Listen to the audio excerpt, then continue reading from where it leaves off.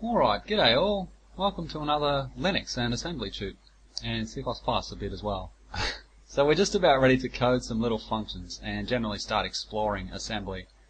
But before we do, we should have a look at how C++ passes values. So I like to use C++ because it makes a really simple front end and we don't have to worry about, calling functions to print strings and things like that in assembly. Which is good because it requires a bit of background knowledge. Anyway, calling convention that C++ uses is C. We've been marking our external functions as C, so that's the calling convention that the GNU C++ compiler is going to use. And that means different things to different operating systems, so the Linux version of what it means, in my opinion, is a better calling convention than the one that Windows uses. But they're both pretty good. Both pretty similar too, almost equivalent. Anyway, we're just going to have a look at the very basics of the C calling convention. Pretty much just how to pass values and how to get back values from our assembly function. So passing integer values is what we're looking at today. In x64 and Linux, the first 6 integer variables are passed in registers. These include if you're passing Boolean values, characters, enums, or just about anything else which is stored as an integer. It's going to get passed to our function in these registers. So the first value, be it a character, bool, enum, or integer, whatever, the first value is going to be passed in RDI, the destination index. The second parameter is passed in RSI, then the third is RDX, the fourth in RCX, and the fifth and sixth in R9 and R8. And anything after that is passed on the stack. So we'll look at passing more parameters in the future when we have a look at how the stack works. But that's pretty much it. So if you've got a function that's got, say, something like maybe int a as its parameter, oh, yeah, I've got an example. Okay, so this is how it would work. So this is the C++ function just here, the prototype to the function. So we'd put something like, x turns C and then this. And then we might write this function in assembly. So this is what's going to happen. The a just here, the first parameter, that's going to be passed in RDI. But we know that int in C++ is 32 bits. So int actually means EDI. It doesn't mean the 64-bit RDI, it means EDI, the 32-bit version. And the second parameter is going to be passed in the appropriate size of RSI, the source index register. So the second parameter is a character, and characters are bytes, or 8 bits long. So that's going to be passed in SIL, or SIL, the lowest byte of RSI. And the third parameter, which is a 64-bit unsigned integer, is going to be passed in RDX. Yeah, so we've got no more parameters, so in this instance these other registers aren't going to be used. But we could have up to 6, and they would be passed in, R8 and R9 as well. Yeah, it's pretty simple really. The thing I like about the way that the GNU compiler uses the C calling convention is that we get 2 extra register parameters before we use the stack. Yeah, so if you've got to use the stack, it's not too bad, but it's just a little bit more messy than just passing things via registers. And in Windows programming, we only get 4 parameters passed by registers. Good. Okay, returning integer values is really simple as well. C++ is going to think anything in RAX is the return value. So if you say your function returns a character or a bool, C++ is going to look straight to the value in AL. If you say it returns a short, then it's going to look at AX. Integers are returned in EAX, and long integers are returned in RAX, those 64-bit integers. And that's pretty much how it works. You might remember from the first tute, we put a value into EAX, I think it was, and that caused C++ to read that as a return value. And this is why. Yeah, C++ reckons anything in RAX when you return from your function is an integer return value. Good stuff. Okay, just a couple of more instructions here. A lot of these we've already seen, but I just wanted to sort of put them all together. We've got move. Well, these are some of the instructions that we're going to use at the end. Move, we know already. Add and subtract, increment and decrement, we know already. Negate is a new instruction. I don't think we use this at the end, but anyway. It's a pretty simple instruction. All it does is swaps the sign. So if you negate the number -5, then you get 5, +5. And if you negate the number, say, 13, then you'll get negative 13. Yeah, it just swaps the sign. Signed multiply instruction. This is imul. There is another instruction called mul, which is unsigned multiply, but we're using imul initially because it's simpler. Yeah, but that just multiplies two signed numbers together and stores the product in the destination. And finally ret, which we've seen before, is return from a subfunction. Yeah, I think I said this before too, but the x's in the at&t syntax is the suffixes for the parameter sizes. So b means something like al or byte. W is for working with 16-bit registers or memory operands like ax. L is 32-bit D words, and you've got EAX, or Q is Q words, and RAX. All right, so here's my little challenges. So have a go at this if you like. Otherwise, I'll just type up my answer for them. Number 1, write a function called at&t, which takes 4 integer parameters a, b, c, d that adds 4 integers passed from C++ and returns the sum. Pretty tricky. Number 2, write a function called mul by 17, and it takes 1 integer and it multiplies the signed integer by 17. So that'll probably be a little bit trickier as well.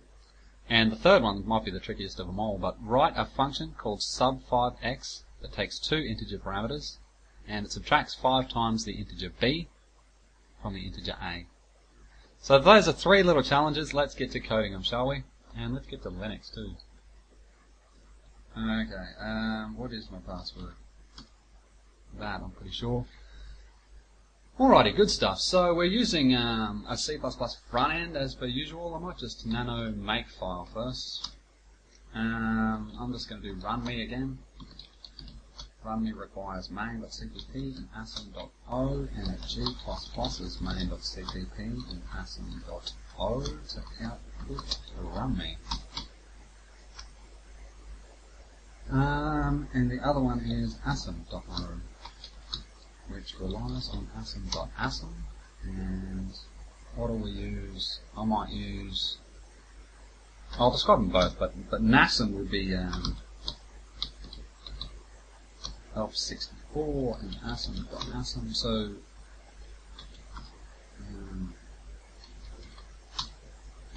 So if you're using the gas assembler, then this assembly compiling line would be as and then asm.asm and then o and asm.o would be that. Yeah, but I might stick to nasm until we code, then I'll show both examples. But that's the make file, so if I just Control O to save that and hit enter, and then Control X to get out of there. Alrighty, there it is. So let's make our main file. Nano main.cpp. IO styrene using namespace st cert using namespace cert using namespace st int main turn 0, and I might just a b c d. We'll declare 4 integers, and I might say cout give us a number. A cout second number. C and B, cout. So this is just code to read some numbers from the user. This is the sort of thing that I didn't want to have to do in assembly in such an early tune. This is why we use C++. It's so much easier in C++. Anyway, we'll get to assembly in a second. So C and C out fourth number. D. Okay, so our functions, what we're going to write in assembly once we've got those 4 numbers, going to be, what was it, at&t. C is int, at&t, add all ints, A, B, C, D. Okay, so that's one of the functions we're going to write. We're also going to write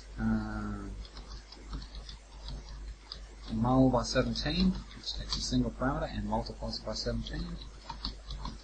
And the third little puzzle was sub 5x, which subtracts 5 times b from a. And I might just put down here a few calls to those functions just so that we can see what's happening. So cout sum of ints is, and add ints,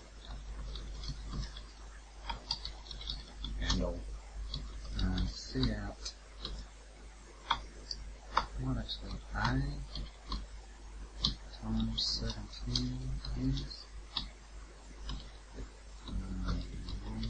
17.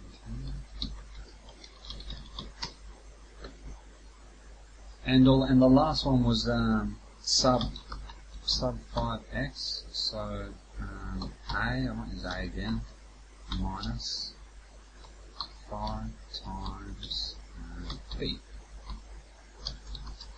Yes.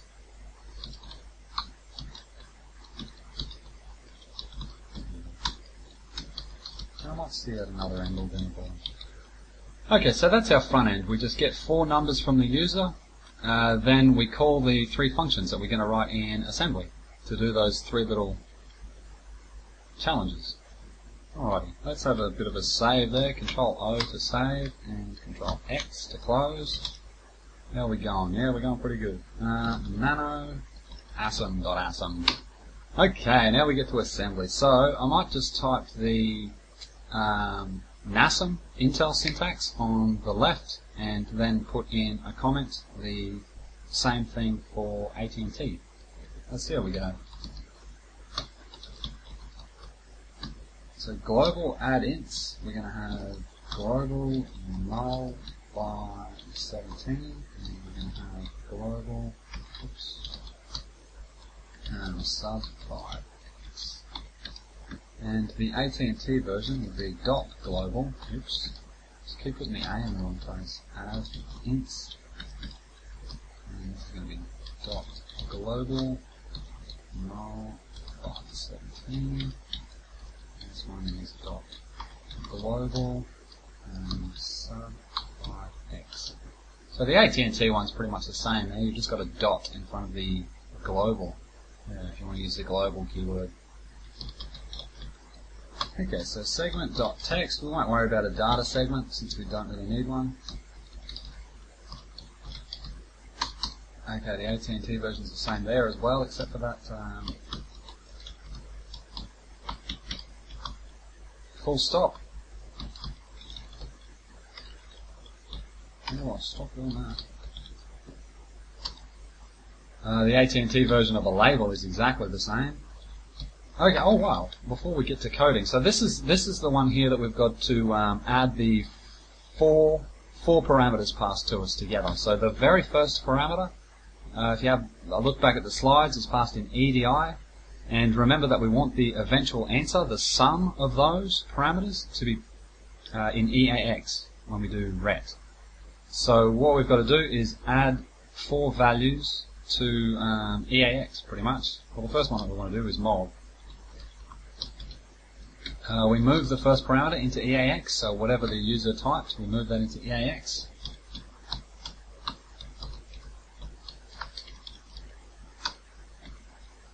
Now we can just add the other parameters, so add ESI is the second integer parameter, and that's going to be mov L and percent ESI and percent EAX. Yeah, so add the second parameter, then add to EAX is CX, which is the third parameter, which is mov L and percent ECX, oops, percent EAX. And finally, the fourth parameter, which was in EDX. And that is going to give us the sum in EAX, just like we wanted. Percent EDX, EDI, EDX, and percent EDX. So, we can RET, which is the same in any language, RET. There we go, so that's how you would do that. That's how I would do that anyway. Yeah, pretty basic. Just move the first parameter into EAX, then add the other three to it. And like I said before, C++ is going to read the value in EAX as the integer return value. Simple as that, folks. Who said assembly was difficult? Okay, so mul by 17. Now this time we're going to get past an integer in EDI, once again, the first integer parameter, and we want to multiply it by 17. We want to use the signed multiplication as well, so we want to use imul, not mul. Yeah, mul is a little bit more picky, but we'll use imul here.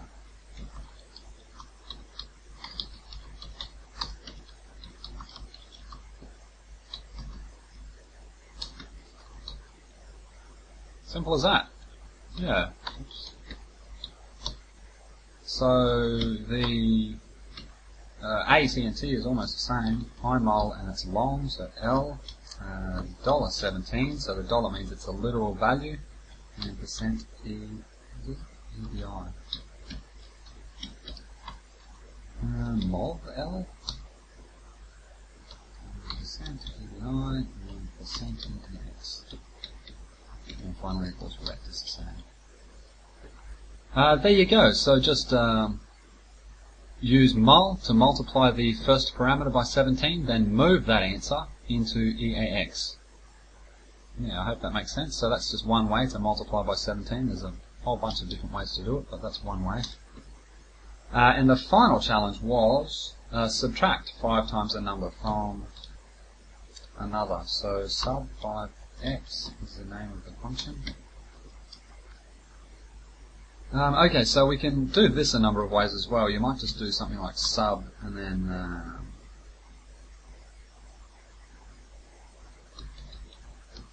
that 5 times. Yeah, that'll do it.